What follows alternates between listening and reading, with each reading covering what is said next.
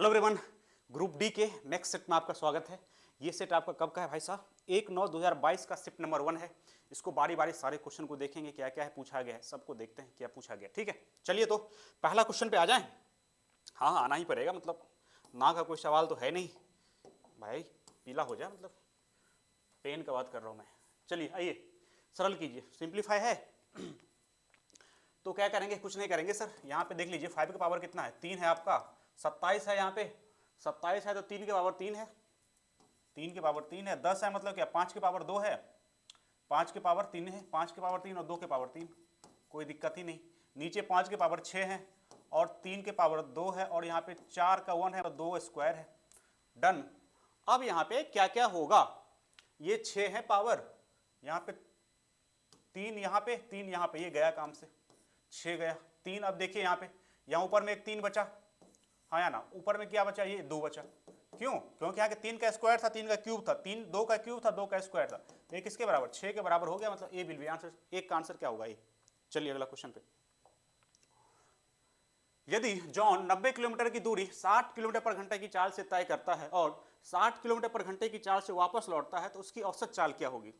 जब कभी भी आपकी जिंदगी में ऐसा सवाल आए, जो सेम दूरी आप तय कर रहे हैं कुछ स्पीड से और सेम बैक आ रहे हैं, तो उसका फॉर्मूला एक ही है, एवरेज स्पीड का, मतलब औसत चाल का, एवरेज चाल कर दें, हिंदी इंग्लिश दोनों साथ चलते हैं, चलेगा।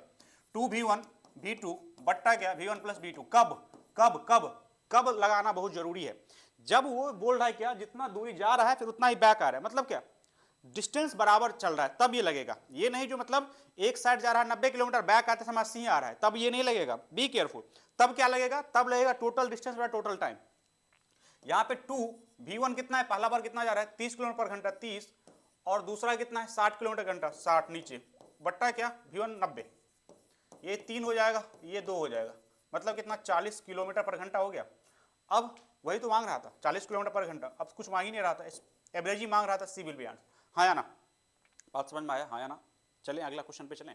तो क्या करना है यहाँ पे करना है, यदि आपको दूरी सेम जा रहा है और सेम बैक आ रहा है, तो वहां पे हम कुछ नहीं करेंगे, ये फॉर्मूला लगा देंगे 2v1v2 बट्टा v1 प्लस v2।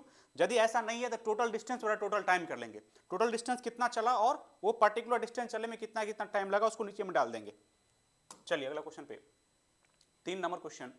क्या बोला जा रहा है, एक्स ने 725 प्रत्येक के अंकित मूल्य वाले 20 कमीज का एक ऑर्डर दिया। दुकानदार ने 20 कमीज खरीदने पे 20% छूट का पेशकश की। उन्होंने 500 की एक अतिरिक्त छूट भी अनुमाई की, क्योंकि भुगतान नगद में किया गया था। यदि प्रत्येक कमीज का विक्रय मूल्य समान है, तो प्रत्येक कमीज का अंतिम विक्रय मूल्य ज्ञात करिए। क्या है क्वेश्चन, देखिए क्वेश्चन बोला जा रहा है 20 कमीज को 750 रुपया उसने अंकित किया, 750 अंकित करिए, 750 गुने 20, इतना अंकित कर दिया, क्योंकि ओवरऑल का बात कर रहा है। और उसके बाद क्या किया उसने, 20 कमीज खरीदने पे 20% की छूट है। 20% छूट मतलब हटा दीजिए 20%, 20% छूट मतलब क्या 1/5, मतलब उसका क्या 4/5, 4/5 कर दिया, 4/5 छूट की पेशकश की। उन्होंने 5000 की एक अतिरिक्त छूट भी अनुमानित किया, मतलब इतना के बाद ये 20% टोटल कितना हुआ 750 गुने 20, 20 कमीज का मूल्य हुआ ना। अब यहां पे इतना के बाद 20% छूट दिया, 4/5 कर दिया, उसके अतिरिक्त 500 किया ओवरऑल में, तो -500 भी करेंगे ना आप, यस और नो। अब ये छूट मिली कितना पे, ये कितना 20 कमीज बिचेगा। अब बोला जा रहा है कि अंतिम विक्रय मूल्य क्या होगा, विक्रय मूल्य क्या होगा। तो यहां पे हमने क्या किया, यदि यहां पे 20 क्यों लिया सर आपने यहां पे ये भी कर सकते थे 750 उन्हें 4/5 कर देते, क्योंकि एक की बात था। मैं 20 इसलिए लिया कि 500 ओवरऑल की बात कर रहा है, तो मैं 500 घटाएंगे तो ओवरऑल से घटेगा ना। या यहां भी ये भी कर सकते थे 500/20, ठीक है 500/20 कर देते और वहां पे ये जितना आता है उसको हटा देते। बात समझ में आया, तो यहां पे कटा ये कितना। अब हम क्या करते हैं ना, ये ओवरऑल हुआ, अब 20 कमीज का विक्रय मूल्य, ये ओवरऑल विक्रय मूल्य हो गया। अब 20 प्रत्येक का चाहिए तो 20 से डिवाइड करिए, इससे 20 से डिवाइड करिए, इसको 20 से डिवाइड करिए, तो ये कट गया, ये कितना बचा, ये 5 एकम 15 5 75, ये 600 और माइनस कितना, ये कटा 25, मतलब कितना 500 कितना 75 हुआ, 575 ए विल बी आंसर, काम खत्म। नहीं, अब वैसे यदि इसको 20 से नहीं करते तो हमको ये बताइए, एक पे गुना एक पे काम करते हैं।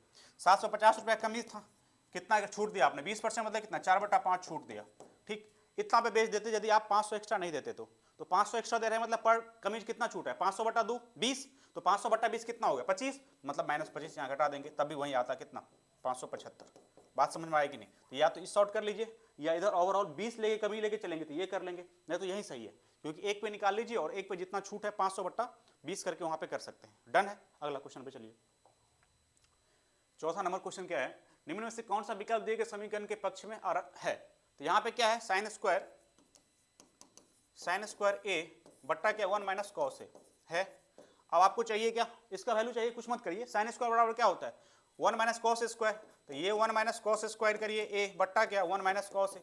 अब यहाँ पे क्या हो जाएगा ए स्क्वायर माइनस बी स्क्वायर, मतलब ए प्लस बी इंटू ए माइनस बी, तो ए माइनस बी नीचे वाला कटेगा 1 प्लस कॉस ए बच जाएगा, 1 प्लस कॉस ए बच जाएगा, बी विल बी आंसर, 4 का आंसर बी हो जाएगा, काम खत्म। अगला क्वेश्चन पे चलिए। 5 नंबर क्वेश्चन देखिए, 5 नंबर क्वेश्चन क्या बोल रहा है, पढ़ते हैं इसको।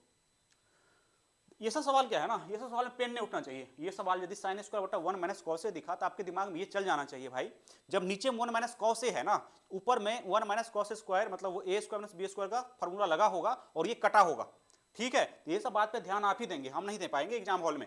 मैं तो यहाँ पे सिर्फ बताऊंगा आपको आपको किस तरह से सोचना है इस सवाल को, इस सवाल को इसी तरह से आपको सोचना पड़ेगा, ठीक। इस सब सवाल में पेन यदि उठ गया तो मतलब गड़बड़ है, कंडीशन कुछ मतलब ठीक नहीं लग रहा, मतलब ऐसा नहीं बोल रहा मैं जो मतलब आपका सिलेक्शन नहीं होगा, मतलब नहीं होना चाहिए ये सब नहीं होनी चाहिए, सब गलतियां हैं, ठीक है। तो गलती को थोड़ा सुधारिए।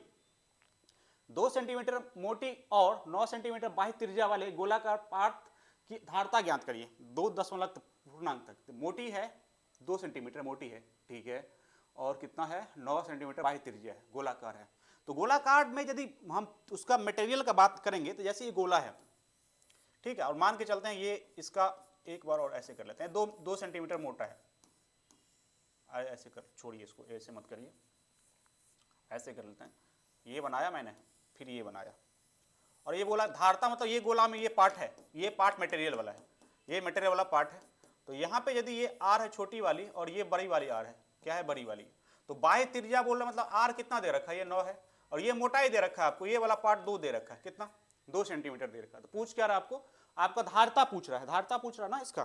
तो क्या करेंगे इसका, आप हमको ये बताइए, यदि यहाँ से लेके यहाँ तक का वॉल्यूम को इसके लिए यहाँ से छोटी वाली आर वाला वॉल्यूम घटा देते हैं, तो ये जो रंगा हुआ पार्ट है व्हाइट वाला कर देते हैं इसको, ये व्हाइट वाला जो पार्ट है इसका निकल जाएगा ना बात, हाँ या ना। तो ये करने के लिए क्या होगा, टोटल यहाँ से लेके बड़े वाला आर का वॉल्यूम निकालिए 4/3 पाई आर क्यू, और माइनस क्या 4/3 पाई छोटी वाली आर क्यू, हाँ या ना। इसी को कैलकुलेट कर लेंगे तो काम बन जाएगा। तो यहाँ पे क्या 4/3 पाई आर क्यू कॉमन आ जाएगा, तो आर क्यू कॉमन आ जाएगा, तो ये आर कितना है बड़ा वाला 9, तो 9 का क्यू, और ये छोटी वाली आर कितना 7 का क्यू। अब यहाँ पे कैलकुलेट कर लेंगे, कर दूं मैं क्या, कर लेंगे आप, ठीक है, इसको कैलकुलेट कर लीजिए, जो आएगा आंसर वही होगा, ठीक। बात समझ में आएगी कि नहीं, हाँ या ना। आप यहाँ पे 4/3 22/7 करिएगा, 9 क्यू और 7 क्यू, यहाँ पे आप A Q minus B Q formula भी लगा दीजिए तो काम चल जाएगा, दिख जाएगा, 2 हो गया, वो 81 49 और -63 हो जाएगा, वहां पे कैलकुलेट करके आप यहाँ पे फाइंड कर सकते हैं। डन है, आगे चलें।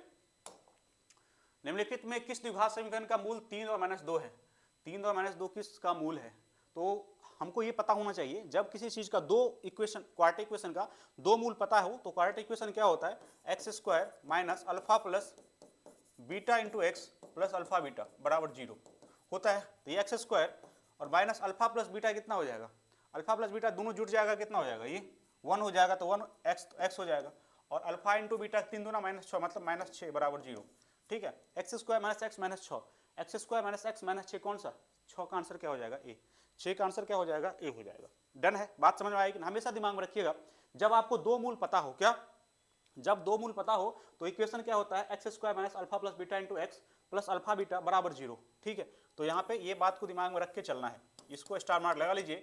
और द्विघात समीकरण, क्वाड्रेटिक इक्वेशन ऐसा प्रिय चैप्टर है रेलवे का जो सब एग्जाम में आएंगे भाई साहब, सब में डालेंगे क्वेश्चन। तो इसमें छोटा छोटा बात जो है, और 2 ऐसा चैप्टर है ना, क्वाड्रेटिक इक्वेशन, द्विघात समीकरण और माध्य का बहुलक, 25-25 मिनट का दोनों चैप्टर है, मैक्सिमम 25 से 30 मिनट की चैप्टर है, ठीक है। इसमें से 4 क्वेश्चन फिक्स है, बात समझ रहे हैं आप, 4 क्वेश्चन फिक्स है, दोनों में 4-4 कंसेप्ट है, दोनों को देख लीजिए, आंसर काम खत्म है। इससे आसान चैप्टर और इससे आसान क्वेश्चन और कंफर्मेशन है जो आएगा ही आएगा। तो ये सब बात पर ध्यान देना चाहिए आपको। मतलब क्या, यदि आपको पहले से पता है ये होने वाला है तो उसको ऐसे कर लीजिए, जो टिक मारना है बस, क्वेश्चन आएगा तो टिक मारने के लिए क्या करना, कंसेप्ट है उसको प्रॉपर कर लीजिए पहले से, ठीक। चलिए अगला क्वेश्चन पे।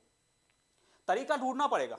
ये यदि भीड़ में चलने वाले तरीके पर चलते रहे तो चलते रह जाएंगे, काम ना हो पाएगा। सही है, तो तरीका ढूंढना पड़ेगा। आइए 7वां नंबर, अरुण ने जयंती से 10% वार्षिक चक्रवृद्धि ब्याज के दर पे 9,000 की राशि उधार ली, जहां ब्याज की गणना वार्षिक चक्रवृद्धि ब्याज की जाती है। 2 वर्ष के बाद अरुण द्वारा पर बकाया कर कितना हेतु चुकाए गए कुल राशि कितना है? अरे कुछ नहीं है सर, ये 9,000 रुपया लिया आपने, 9,000 लिया और आपको चुकाना है कितना? 10% वार्षिक दर से, तो इसका आर इफेक्टिव कितना हो जाएगा? 10 गुना 20 और 1 21%। हाँ या ना? नहीं हुआ। चक्रवृद्धि ब्याज का आर इफेक्टिव चाहिए 2 साल का ना, चाहिए ना, मतलब आपको इंटरेस्ट चाहिए, इंटरेस्ट के साथ चुकाने की बात जब कर रहा है तो इंटरेस्ट के साथ मिश्रधन का बात कर रहा है, मिश्रधन की बात कर रहा है। तो 10% है तो दो, उसको इफेक्टिव क्या हो जाएगा? 10 + 10 + 10 गुने 10 बटा कितना? 100, मतलब कितना हो जाएगा? ये 21 हो जाएगा कि नहीं? 21%, 21% हो जाएगा। मतलब क्या, यदि केवल और केवल बोलता चक्रवृद्धि ब्याज चाहिए तो 9,000 के 21% आप निकाल देते, मगर यहाँ पे बोल रहा मिश्रधन के साथ चाहिए तो 121% निकाल दीजिए ना, तो कितना हो जाएगा? 121 बट्टा क्या? 100, ये कट जाएगा। अब ये 9 से गुना करेंगे 9, 18 के 1, 9 10 89, कितना हो जाएगा? 10,890 हो जाएगा। 10,890 कौन सी है? D will be answer. क्या? D will be answer. हाँ या ना? 7 का आंसर डी। 200 का 18% एक्स है तो एक्स का मान क्या होगा भाई साहब? 36 होगा। 18 दूनी 36 आई, इसमें क्या करना, इसमें पेन उठाइएगा क्या आप? है ना, ऐसे ना करें। 8 पुरुष और 6 महिलाएं कार्य को 5 दिन में पूरा करता है। 6 पुरुष और 8 महिलाएं कार्य को 5 दिन में पूरा करता है। 7 पुरुष और 7 महिला मिलकर काम कितना दिन में करेगा?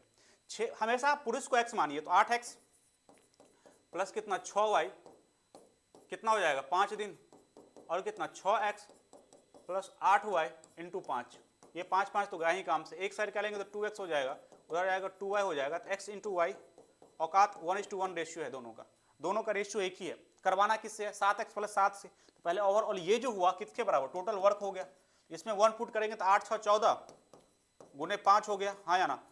अब यहाँ पे 7 + 7 महिला है, 7x + 7s कितना हो जाएगा? 14 से डिवाइड कर देंगे, क्योंकि 7x + 7 वही से तो काम करवाना है आपको, इसमें पुट करेंगे तो 14 ही होगा। टोटल वर्क कितना आ गया? 14 गुने 5, उसको 14 से डिवाइड करेंगे तो कितना दिन लगेगा? 5 दिन लगेगा। आंसर क्या हो जाएगा इसमें? ए विल बी आंसर। 6 की पावर x पावर 4, 6 की पावर 7 क्या होगा x? भाई साहब यहाँ पे बेस बराबर है, दिख नहीं रहा है क्या ये सवाल? बेस बराबर है तो बेस बराबर है तो पावर बराबर होगा। यदि ये बराबर ये है मतलब क्या? x + 4 बराबर कितना? 7 के, तो x बराबर कितना हो जाएगा? 3 हो जाएगा। आंसर क्या है? डी। 10 का आंसर डी। दो संख्या लघुत्तम समावर्तक एलसीएम और महत्तम समावर्तक का गुणनफल 48 है, ये दोनों संख्या का अंतर 13 है, तो संख्या ज्ञात करिए। ठीक है, दोनों संख्या का एलसीएम एचसीएफ गुणनफल 48 है, मतलब क्या? दोनों गुणनफल भी 48 होगा, क्योंकि आपको पता है क्या? n1 × n2 बराबर क्या होता है? एलसीएम गुणे एचसीएफ होता है, एलसीएम गुणे एचसीएफ होता है। तो यहाँ पे यदि ये इसका गुणनफल है तो संख्या गुणनफल भी 48 है। अब देखिए ऑप्शन में 48 वाला ऑप्शन कितना है? इसका नहीं है 48, दोनों गुणनफल नहीं है 48, नहीं है, ये 48 है, डी हो जाएगा। काम खत्म, आगे देखना ही नहीं है। आगे क्यों देखेंगे आप? नहीं देखेंगे ना भाई, क्यों? क्योंकि 16 × 48 हो गई, काम खत्म। अब आइए यहाँ पे, यही है, माद का बहुलक पे सवाल ना आए और ये फार्मूला का यूज ना हो तो पेपर शुद्ध नहीं होता है रेलवे का। ठीक है, ये शुद्ध करने वाला सवाल यही है। ए और बी आंकड़े में 2 समुच्च हैं, ठीक है भाई, दोनों समुच्च का माद समान है, ओके। आंकड़ा में बी का मात्रा आंकड़ा ए के मात्रा के 2 गुना है। समुच्च ए और बी के बहुलक का बीच का संबंध बताइए। अलग अलग दे रखा है, मतलब बहुलक ए कर देते हैं यहाँ पे हम, बराबर क्या होगा? 3 गुने माद का, ए का बात कर रहा हूं और 2 गुने माद, ठीक है, कर दिया। बहुलक बी 3 गुने क्या हो जाएगा इसका? बी का, जब आंकड़ा बी की माद का आंकड़ा ए की मात्रा के 2 गुना है, मतलब यहाँ पे यदि माद का माने है तो इसको 2 गुने माद का मानिए, क्योंकि डबल है, ठीक है। बराबर क्या? ये माद ए है ना, माद बराबर ही है तो माद को बराबर ही मानेंगे, तो यहाँ पे कितना हो जाएगा? 2 गुने माद, काम खत्म। ठीक है, अब क्या करेंगे?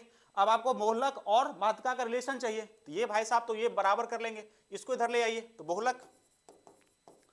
बहुलक ए माइनस 3 माध्यिका, हाँ या ना, माध्यिका, और इधर बहुलक बी इधर जाएगा तो 6 गुने माध्यिका। ठीक है, तो बोल रहा ए बी का तो माद बहुलक ए में से बहुलक बी घटा इधर जाएगा तो 3 हो जाएगा।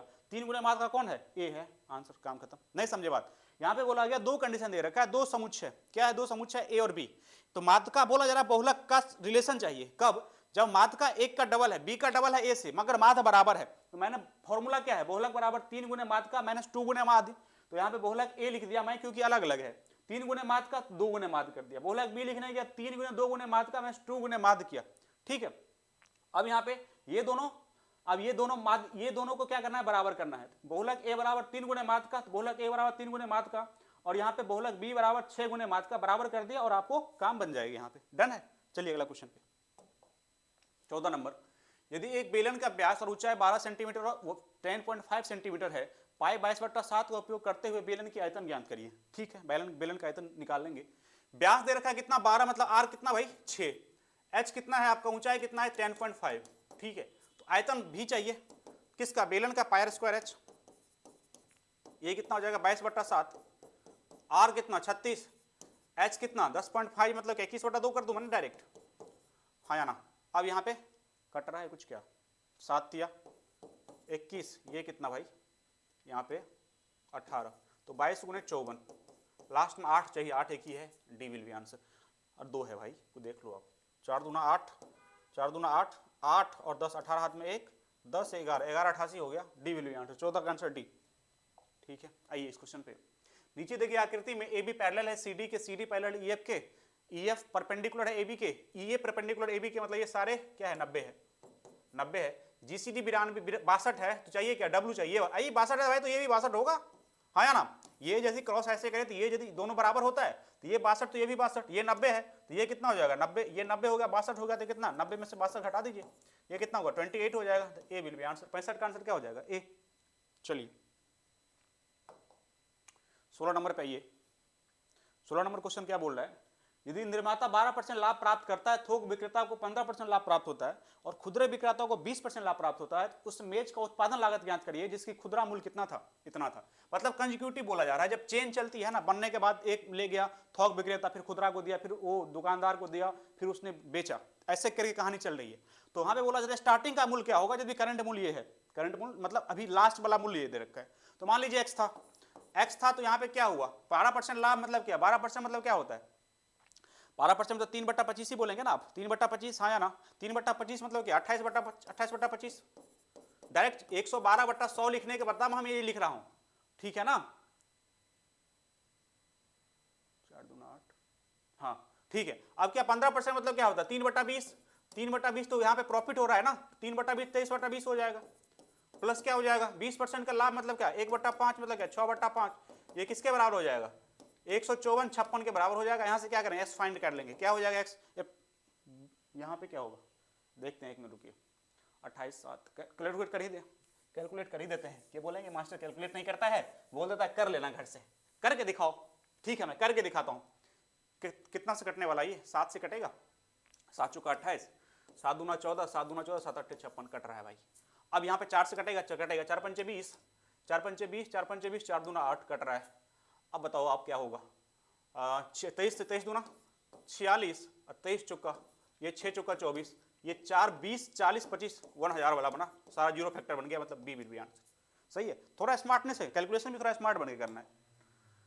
यदि 2 अंकीय संख्या और इसके अंकों का क्रम पलटने पे प्राप्त संख्या का योग 99 है, यदि संख्या का योग अंकों का अंतर 5 है, तो दोनों दो अंकीय संख्या क्या होगा, पलटने पे क्या 99 है, अंतर कितना है 5 है, ये दोनों का अंतर 5 है, ये हो सकता है, ये हो सकता है, ये नहीं हो सकता, ये हो सकता है, ये हो सकता है। अब दोनों का उलटने पे 99 हो जा रहा है, तो 16 और इसको उलटिए, यहीं से उलटे, अरे यहाँ से उलटिए, यहाँ से उलटेंगे 83 और 83 को उलटेंगे 38 हो जाएगा, दोनों का सब 99 है, नहीं होगा। 16 और 61 का सब 99 होगा, नहीं होगा, इकलौता बचा 27 को 72 में जोड़ेंगे 99 हो जाएगा, डी विल बी आंसर। इसमें कुछ बनाने की जरूरत नहीं थी क्वेश्चन में, ठीक।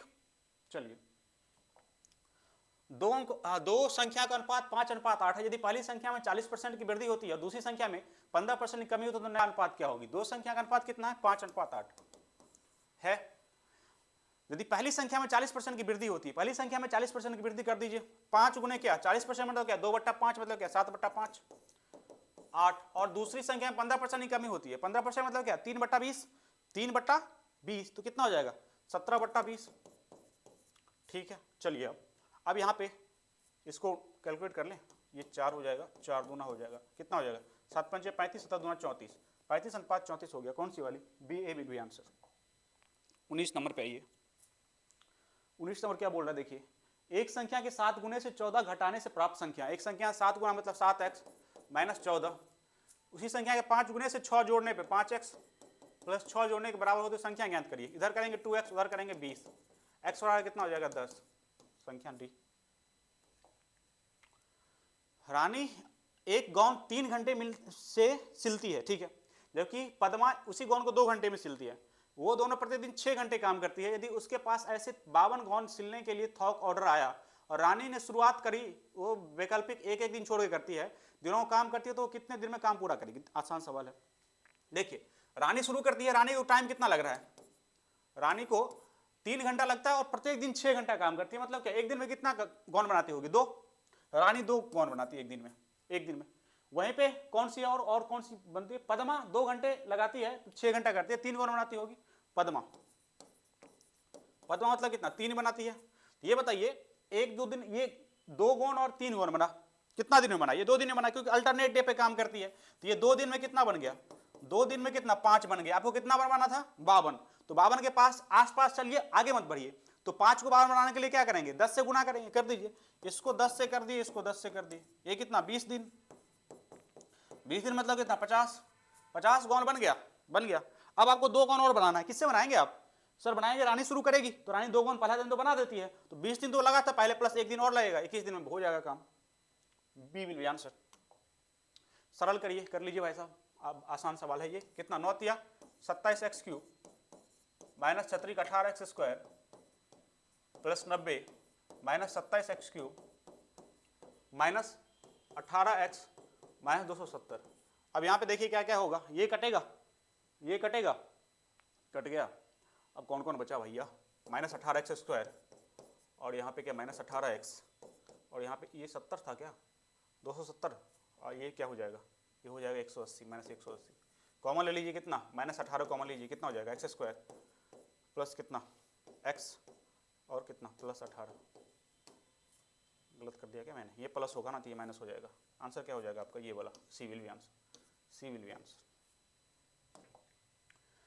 24, 22, 56 का लघुत्तम क्या होगा? 56 का लघुत्तम क्या होगा? ये कट जाएगा, 168 कट रहा है सबसे, 168 से ये भी कटा, ये कटा, 168 हो जाएगा। इतना का मूल क्या होगा? मूल करने के लिए क्या करें? कैलकुलेट मत करिए आप, सिंपल देख लीजिए पुट करके। एक पहला वाला 1 पुट करेंगे कितना हो जाएगा?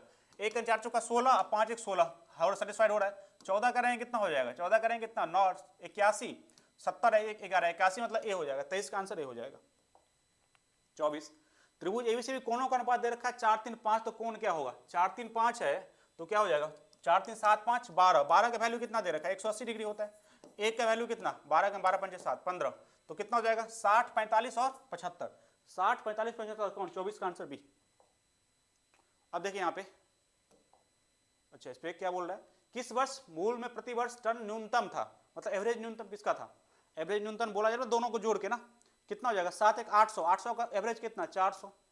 इसका कितना हो जाएगा ये भाई? 700 500 500 और तो 500 500 630, जोड़ी के देख लेते हैं। ये 500 690 690, इसका कितना हो रहा है? ये 790।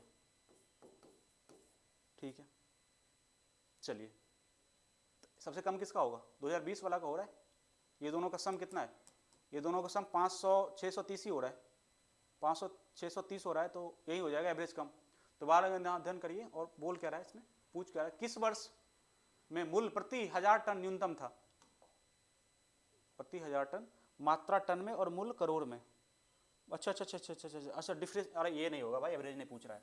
यहाँ पे बोल रहा है प्रति 1000 टन की बात कर रहा है, तो मूल्य करोड़ में, मूल्य ये है। तो यहाँ पे देखिए 4/45, ये 450 बट्टा, ये छोटा कौन है? क्योंकि प्रति वर्ष बात कर रहा है तो मूल्य बट्टा टोटल करेंगे, और यहाँ पे 18 में करेंगे तो 350 बट्टा क्या? 280, और ये करने जाएंगे 19 में करने जाएंगे तो कितना होगा? 320 बट्टा कितना?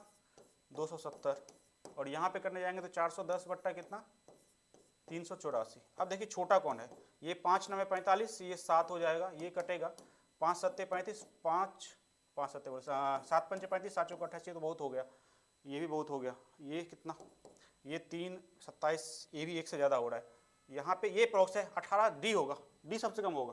ठीक है, बहुत कम डिफरेंस पे है, और वो सब बहुत ज़्यादा हो रहा है। ठीक है, यहाँ पे क्या कर रहा है, यदि मूल्य पूछ रहा है, पर हेक्टेयर मूल्य पूछ रहा है, तो इतना टोटल मूल्य इतना था और यह समान इतना है, बट्टा करेंगे और फ्रैक्शन देखेंगे कौन सा छोटा हो रहा है, तो आंसर डी होगा, क्योंकि वो सब कितना आ रहा है, एक से ज्यादा आ रहा है सारा, ये भी आ रहा है एक से ज्यादा, मगर ये अप्रोक्स में है, मतलब छोटा है, ठीक है, तो आंसर डी हो जाएगा, डन है, 118 हो जाएगा, 2018। ठीक, तो अभी के लिए इतना ही, फिर मिलते हैं दूसरा सेट में। Thank you very much.